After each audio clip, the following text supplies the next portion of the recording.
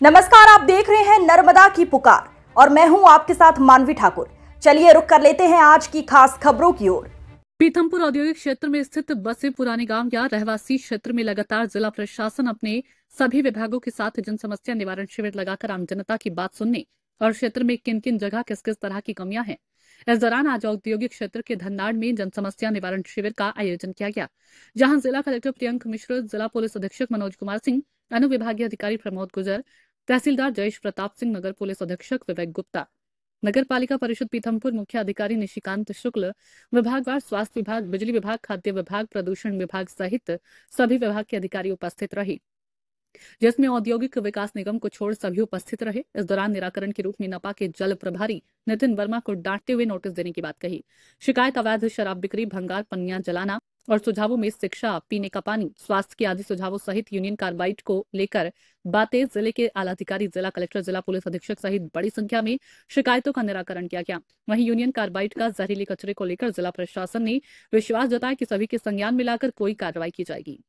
इस दौरान सभी विभागों से आए अधिकारी कॉपी पेन लेकर शिकायतें नोट करते नजर आए, तो वहीं आम जनता में साफ तौर पर खुशी देखी गई कि जिले के आलाधिकारी उनके बीच उनको समझने पहुंचे। वहीं धार जिले के आलाधिकारी क्षेत्र में भ्रमण करते हुए जनता की समस्याओं को जाना। संवाददाता सुनील ठोसरे की रिपोर्ट। ऐसी कुछ बातें निकल कर आई जो हमें लगा बड़ी आसान है, बड़ी सरल है और उसको बड़े आसानी से हम लोग उनका समाधान भी कर सकते हैं।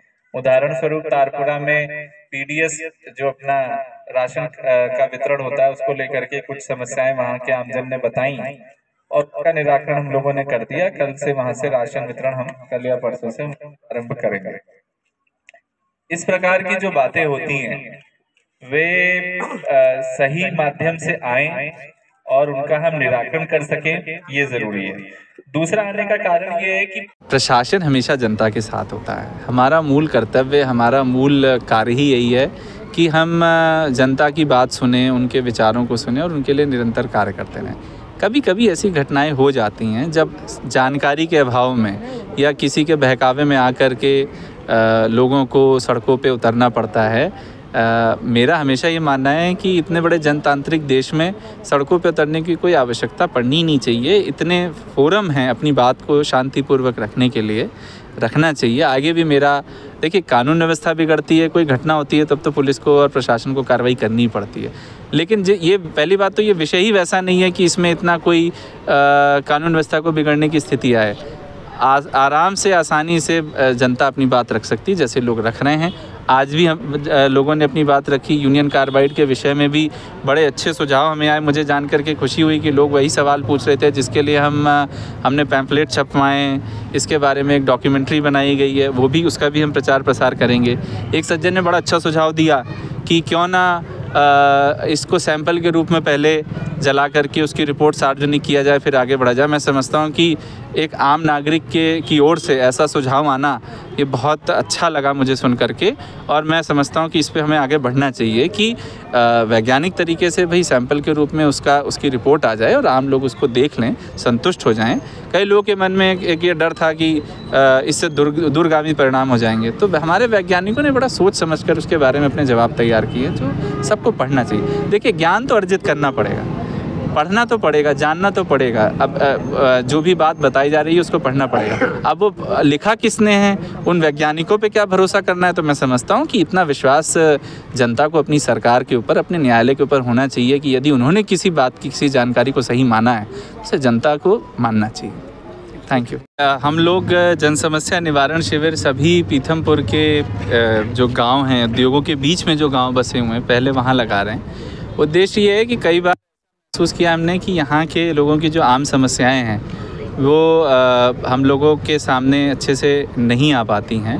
इसलिए क्या समस्याएं हैं, एक औद्योगिक क्षेत्र में रहने वाले लोगों की क्या समस्याएं, एक दूरस्थ गाँव की समस्याओं को तो हम बड़े अच्छे से समझते हैं, लेकिन उद्योगों के बीच बसे हुए गाँव में किस प्रकार की समस्याएं आती हैं उनको समझने के लिए, अच्छे से जानने के लिए हम आए हैं। हमारे सामने यहाँ पे कुछ आम प्रदूषण की जो समस्याएं वो निकल कर आई, नालों की सफाई, नालों की स्थिति की बात निकल कर आई, पेयजल की बात निकल कर आई कि निश्चित रूप से नर्मदा का पानी आता है, लेकिन उसकी फ्रीक्वेंसी और वो पूरे गांव के हर एक व्यक्ति को मिले, शुद्धता से मिले और उसका जो समय है पानी आने का वो निश्चित हो, नहीं तो महिलाओं को पूरे दिन इंतज़ार करना पड़ता है। मैं समझता हूँ कि बहुत जेन्युइन और बड़ी आवश्यक बात है, इस पर हम लोग काम करेंगे। स्कूल को लेकर के, गार्डन को लेकर के बात आई और महिला सुरक्षा को लेकर के हमने जब बात रखी कि भाई बताएं, महिलाएं बताएं कि किस प्रकार से काम करने की ज़रूरत है, क्योंकि औद्योगिक क्षेत्र में महिला सुरक्षा एक बड़ा महत्वपूर्ण पहलू होता है। 2-3 बातें उसमें निकल कर आई। एक स्ट्रीट लाइट की बात निकल कर आई, कुछ हेलोजन लाइट्स की बात निकल कर आई, ट्रैफिक की बात निकल कर आई, नशा मुक्ति के बारे में अभियान चलाना है, इसके लिए बात निकल कर आई। नशा मुक्ति में हमने दोनों बातों पे चर्चा की। हमने इस बात पे भी चर्चा की, समाज भी आगे आए और वो अपने बीच में इस बात को लेकर के विचार विमर्श करे, थोड़ी कड़ाई करे, और जो अगर कहीं पर इस प्रकार से अवैध कार्य होता है उस पर हम लोग कड़ी कार्रवाई करेंगे। हम लोग कृत संकल्पित हैं।